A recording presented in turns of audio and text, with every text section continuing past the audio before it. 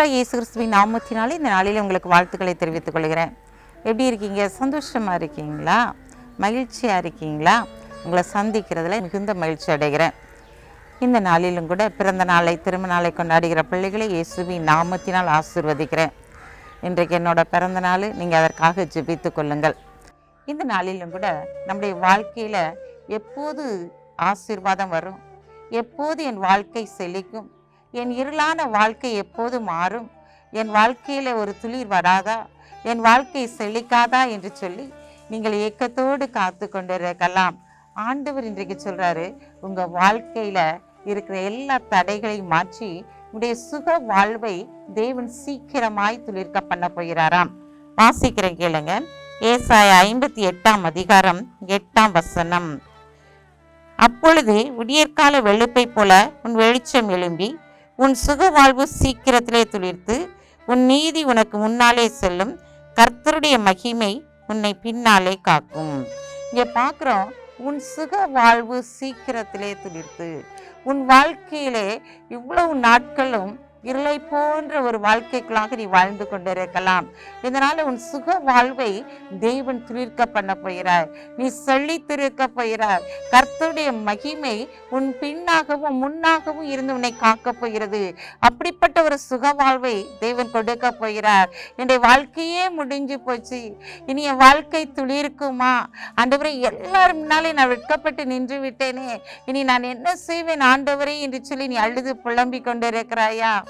ஆண்டவர் இன்றைக்கு உன்னை பார்த்து சொல்றாரு, எல்லாம் முடிஞ்சு போலமா, உன் சுக வாழ்வை துளிர்க்க பண்ணும்படியா நான் கடந்து வந்திருக்கிறேன். உன் பிள்ளைடைய சுக வாழ்வை நாளை துளிர்க்க பண்ண போறேன். எல்லாம் முடிஞ்சு போச்சுன்னு ஏன் நினைக்கிற? உன் பிள்ளைடைய வாழ்க்கையை நான் இந்த நாள் எழும்பி கட்டும்படியான காரியத்தை நான் செயல்படுத்த போகிறேன். எதெல்லாம் இடிக்கப்பட்டு நினைக்கிங்களோ அதெல்லாம் இனி துளிர்க்க போகுது. எதெல்லாம் வெட்டப்பட்டுட்டு அப்படின்னு நினைக்கிங்களோ அதெல்லாம் துளிர்த்து காய்த்து கனி கொடுக்கிற ஒரு நிலைமைகளாக கர்த்தர் இந்த நாளிலே உன்னையும் உன் பிள்ளைகளையும் வர்த்திக்க பண்ணும்படியான காரியத்தை செய்து உங்களை ஆசீர்வதித்து கனப்படுத்த போகிறார். ஏன் புலம்புறீங்க? ஏன் அழுகிறீங்களா? ஏன் அங்கலாய்ப்போடு இருக்கீங்க? விடியற்கால வெளுப்பை போல ஒரு வெளிச்சம் உன்னுடைய வாழ்க்கையை உதித்து உன் சுக வாழ்வை அது துளிர்க்க பண்ண போகிறது. பயப்படாதீங்க.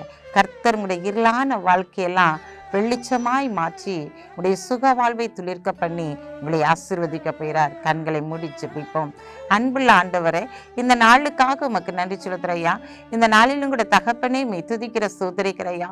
எந்தெந்த பிள்ளைகளுடைய வாழ்க்கையில் ஆண்டவரே எல்லாம் முடிஞ்சு போயிடுச்சு, என்னால் வெளியவே தலை காட்ட முடியலை, நான் வெட்கப்பட்டு கூணி குறுகி நிற்கிறேனே ஆண்டவரே, நான் எவ்வளவு ஜெபித்து இருக்கிறேன், என்னுடைய வாழ்க்கையில் மட்டும் ஏன் இது நடந்தது என்று சொல்லி அங்கலாய்த்து கொண்டு இருக்கிற பிள்ளைகளுடைய வாழ்க்கையை பார்த்து தான் நீங்க சொல்றீங்க, உன் சுக வாழ்வை நான் துளிர்க்க பண்ண போறேன்னு சொல்லிப்பா.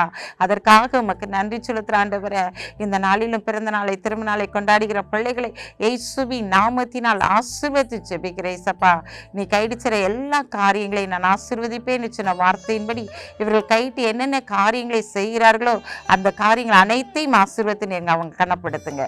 இயேசுவின் நாமத்தில் ஜெபிக்கிற நல்ல பிதாவே, ஆமேன்.